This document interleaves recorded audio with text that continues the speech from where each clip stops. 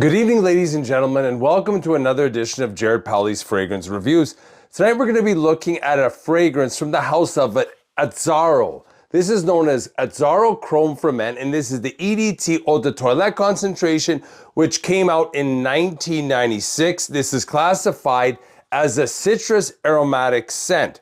So back in 1996, I would say this was a fairly progressive type of fragrance because it had kind of a metallic synthetic vibe to it. So as a whole, I love the house of Azzaro, but I do not like the Chrome line or this fragrance in particular. So I owned this fragrance around 97 and 98, wore it maybe 25, 26 years ago, and for whatever reason, I did not wear it well. Maybe it's because I have different type of body chemistry or hotter body temperature, but it has something which I call like the synthetic stink. So this was the first synthetic style of fragrance I ever came across, and I was not a big fan. I wore it, gave it a long trial, but it just did not work for me. But it works for hundreds of thousands of other men, and it's gone on. I think there's 15 flankers in the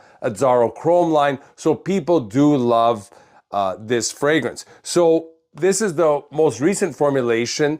It has a similar DNA to the original, but I do not have a bottle, my original bottle of Azzaro Chrome from the mid-late 90s. So I'm going to take it out of the package here. Still basically got the same bottle from 28 years ago. Give it a spray. So initially, it's not too bad. It's kind of got this citrus, rosemary, metallic vibe, but then it becomes synthetic and a little bit sweeter. So the first dry down, you still have the citrus, it's sweeter, but it's kind of got this laundry fresh scent to it. It's become slightly kind of like a white floral, and it's still metallic. And this is just simply not my style of fragrance. And there's something obnoxious about it in the sense that it's kind of becoming funky and a little bit, I wouldn't say rancid, but it's got like kind of a sharp, sour smell to it. Later on, it kind of has this synthetic muskiness. It's slightly creamy, still slightly sweet in the citrus element to it, and it's woody, but it never really loses that synthetic feel to it. And synthetic fragrances I cannot stand. This does have neroli in it, and I am not also a big fan of neroli. As advertised, the top notes in this fragrance are lemon, rosemary, bergamot, neroli, and pineapple. The mid notes are jasmine, oak moss, cyclamen, and coriander. The base notes are musk, oak moss, cedar, sandalwood, cardamom, tonka bean, and Brazilian rosewood. Performance on this bottle is decent. About 3 or 4 hours of a little bit of push. First 2 hours are when it's at its strongest. It's got some scent wafts and scent trails, but nothing out of the ordinary. It's a pretty conservative fragrance.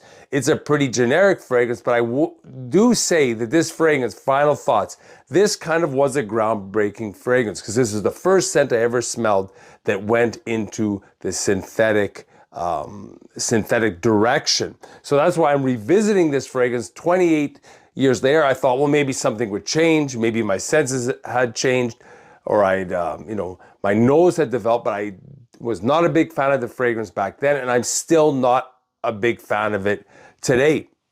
I think a lot of people like this fragrance in the sense that it's a pretty conservative fragrance. You can wear it in almost all situations, and that the general mass of people like it. It's not going to turn anybody off. It's not obnoxious enough that anyone's going to be offended by it. So it's a safe fragrance, and it's a decent fragrance, and it's not overly expensive. And this may be for you.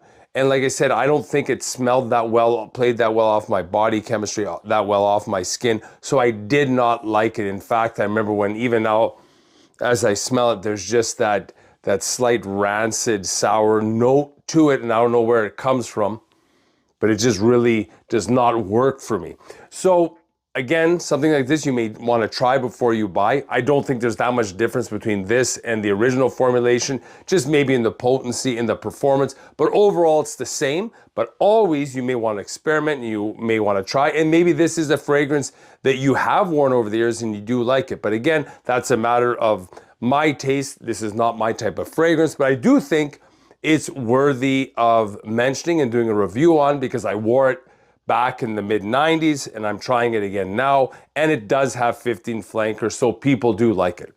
So if you like this video, hit the like button, the subscribe button, the notification bell. Any comments or questions you have on this fragrance in the house of Azzaro, leave them down below and I'll always get back to you. Thanks for watching. Bye for